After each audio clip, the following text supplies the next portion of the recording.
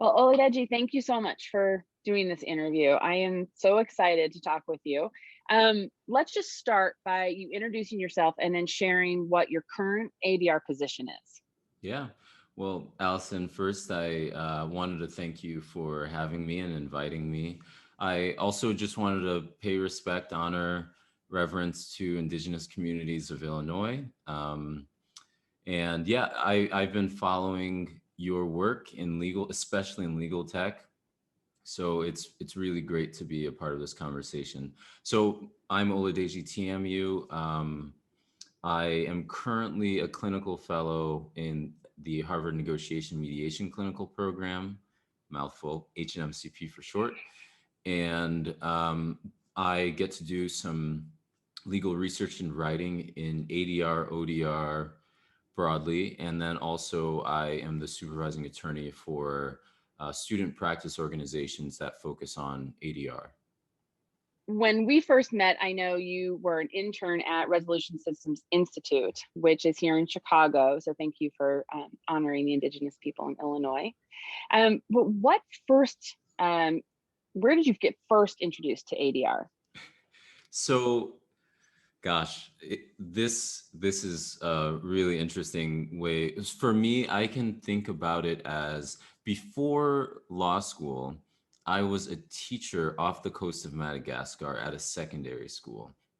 And I had to do so much conflict management. And so to me, in like a very broad sense of ADR, that was my first time in managing disputes between parties, really. And the parties were my students. The disputes could range from kind of more superficial things to things that almost escalated into fights. And so for me, when I started law school, I really reflected back on my experience as a teacher. And I thought to myself, wow, these skills are so important. And making sure that whatever the parties are, whether they're students or, in family law disputes, making sure that parties don't have to damage relationships for the indefinite future and giving them an opportunity to kind of still have a fruitful relationship with people who they might have been in conflict with. So to me, I thought those skills were really important, and that vision was something that I wanted to work towards. So when I started law school, I got really involved in like the negotiations space. And it first started with the negotiation workshop. And then after that, it was basically like an onion that I was peeling back. And there was just more and more and more. And honestly, I still haven't reached the center. So I would say pre law school teaching introduced me to some of the importance of the skills that I place an emphasis on today. And then certainly the negotiation workshop during law school brought me to another level of interest in the space. If I remember correctly, when we met and you were at RSI, your initial plan was to work at Sibley Austin, so in Big Law. What advice did you get about pursuing this career in ADR versus going to Big Law? Yeah, yeah. Well, great memory. There is a world where I'm in a law firm right now and not an ADR, if we believe in parallel universes. Um, and so that was a great time in my life, just because there was a great deal of uncertainty. And to me, I think growth comes from uncertainty. So I kind of like reveled in that moment, and then kind of thinking through what I wanted out of my professional life and life more generally. I would actually say the best advice was a question. And the question was, are you sure?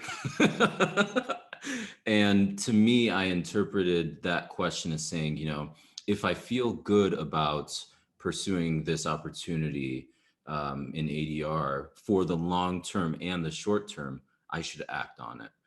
So the advice is more of a question, but me reinterpreted into a statement. I love that. I love that. And kudos to whoever asked you that. Um, what do you like most about that decision? Yeah. So It's been a beautiful journey. It's been a beautiful journey because for me, I have amazing students that I get to work with, and they present so much novelty day to day into what I'm doing and the issues I'm thinking about. And so, in addition to the students, to me, I really like to write, and having the opportunity to delve into some of the most important elements of ADR and dispute resolution broadly is such a exciting opportunity for me, and I don't take it for granted at all, because the work of scholars like ADR and certainly online dispute resolution, they're still growing in both adoption and in like theoretical underpinnings. And for me to have an opportunity to explore some of those tenets that are up for grabs, in my opinion, it's an honor. It's truly an honor. I know at Harvard, you all have supported a number of individuals to pursue careers in ADR, and a number of them are featured on the video blog. What advice do you give folks if they are at that same moment of uncertainty? Which path do I take? What would you advise somebody who's thinking about it, thinking Yeah. pursuing ADR? I actually just had this conversation with a student a few minutes ago, actually. And to me, the big elephant in the room is big law, right? Big law money. And first year associates, they're now making 200,000, right? So after tax, that's like 140, 150. That's a that's a damn good life. I'm just gonna say it. Yeah, So the my money my is a damn good life, but yeah, the work-life balance. But right. that's my opinion, right? I'm supposed to be asking yours. Sorry. Yeah, no, Go no, ahead. your opinion is completely welcome, and I agree with your opinion. So to me, my advice is to think about things from first principles. Um, who you work with and the things you work on, those, at least for me, and I would say those two principles should be the guiding lights for people who are trying to find fulfillment out of their life, and especially their work life. So working with people that motivates and inspire you, right? That should be a priority. And the second thing is working on issues, subject matters that motivate and inspire you on a day-to-day basis, right? Those should be your guiding principles. And if that's ADR, I hope it's ADR, right? But it doesn't necessarily have to be ADR. For me, it has been ADR, and the people I work with, the things I get to work on, right? That motivates me on a day-to-day basis. Getting to speak with and work with people like you, Allison, that motivates me on a day-to-day basis. I love that. It really puts it's not just the decision in their hands, but the analysis of what's important to that individual in their hands so that they can pursue whichever path is going to be most fulfilling to them. And I think, unfortunately, sometimes we don't present options in that way. So whether it's the judgment that's coming out for me, or the judgment towards big law as the defining aspect of success. So, are there other things about pursuing a career in ADR that you've noticed that others could benefit from your experience hearing about?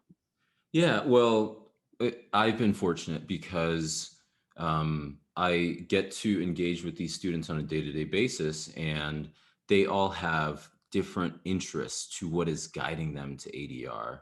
So when people are both in law school trying to peel that onion further and further back to learn more about opportunities in ADR and to develop the skill sets in ADR, for me, it's all about, and this is going to sound a bit cheesy, it's all about knowing yourself. It's knowing about who you are, the things you value, knowing your weaknesses, knowing the things that you still need to work on, and also more or less having an end goal, an end game of what you want to be at X date. And that to me is more or less exemplified through character traits, right?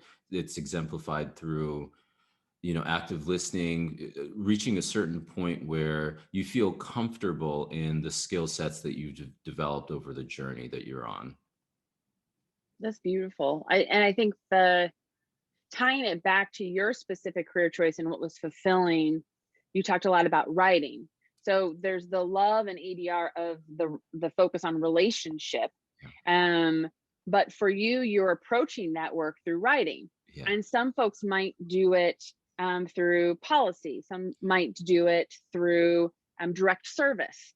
And so even within the choice to pursue a career in ADR, there's still tons of different approaches. Allison, you've done it again. You've stated something that I said even more eloquently, and that's exactly it. Knowing yourself. There's no one size fits all in ADR, right? ADR is all about options. It's all about exploring those options, and what could be motivating in terms of policy may be less interesting for someone who wants to have, face-to-face interactions, resolving and managing disputes. And that could be different from people who are doing legal and research and writing into this space. So there's so many different, sub avenues in ADR, and the peeling the onion element, it never really ends. There are lots of opportunities. There are lots of different angles that students and graduates can take when they, go on this journey. Yeah. Yeah. If only we were asking those questions more often. Oladeji, I'm going to leave us there and just say thank you so much for taking the time to share your story, your experience, and your advice with anyone who's watching. Thank you so much, Allison. You are a rock star. No, you're the rock star.